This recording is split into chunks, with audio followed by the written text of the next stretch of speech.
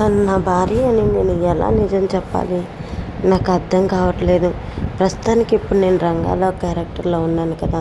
తనకి నేనే రిషినని ఎలా నిరూపించాలి?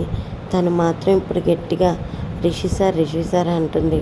వీళ్ళందరి ముందు నేనే రిషి అని చెప్తే వీళ్ళందరూ ఏమనుకుంటారో ఏమో. సరే, ఏదైతే అదైంది.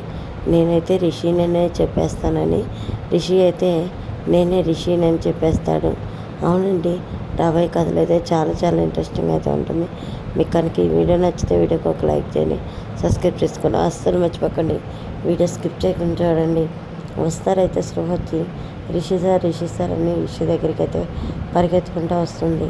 ఇంకా రిషి దగ్గరికి పరిగెత్తుకుంటూ రావడంతో, చూడమ్మా, నువ్వు ఎవరిని చూసి ఎవరు అనుకుంటున్నావు, కానీ అతను మీ రిషి సార్ కాదు, అతని పేరు రంగా అని చెప్పేసి రిషి వాళ్ళ అమ్మమ్మ అంటూ ఉంటుంది. అలాగే రిషి వాళ్ళ మరదలు కూడా ఇలా అంటూ ఉంటుంది. అదేనండి రంగా క్యారెక్టర్లో ఉన్న మన రిషి అనమాట. ఏంటి రిషి సార్ అని నా బావ వెంట పడుతున్నారు. నువ్వు అనుకున్నట్టు ఇతను మీ రిషి సార్ కాదు, నా బావ రంగా, ఇతని పేరు రంగా అని చెప్పి తను కూడా అంటూ ఉంటుంది.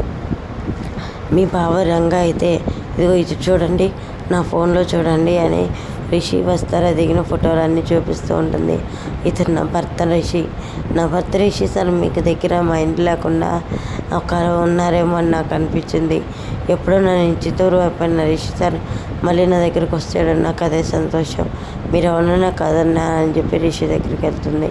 ఇంకా రిషి సార్, ఏంటి వీళ్ళందరూ తలా ఒక మాట అంటుంటే మీరేం మాట్లాడరు, అసలు మీరు ఎవరితో మాట్లాడిపోయినట్లయితే నేను ఇక్కడ ఏమన్నా లేనట్టే అని చెప్పి రిషి అంటూ ఉంటాడు.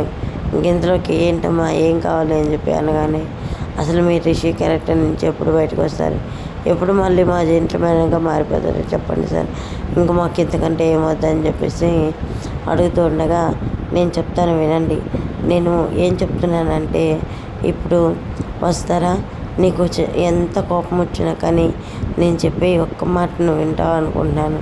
ఇప్పుడు మనకి ఎంత కోపం వచ్చినా అవతల వ్యక్తి నుంచి మనం ప్రవర్తించాలి, కానీ ఎలా అమ్మా, నేను మళ్ళీ చెప్తున్నాను చూడు, తప్పకుండా నేను నీకు ఒక గిఫ్ట్ అయితే ఇవ్వగలను అని చెప్పి రిషి అంటుంటాడు.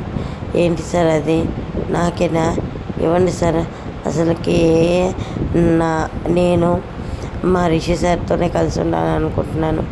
ఏంటో సార్, ఈరోజైతే నిజంగా చాలా చాలా సంతోషంగా ఉందని అంటూ ఉంటుంది పొగరు. సరే అయితే చూద్దాం, ఇంకా ఎన్నాళ్ళు కథ స్టోరీ మారుతూ ఉంటుందో. ఇంకా భర్తని కూడా పిల్లలను కూడా తీసుకెళ్ళి తన దగ్గరే పెట్టుకొని చాలా సంతోషంగా ఉంటుంది.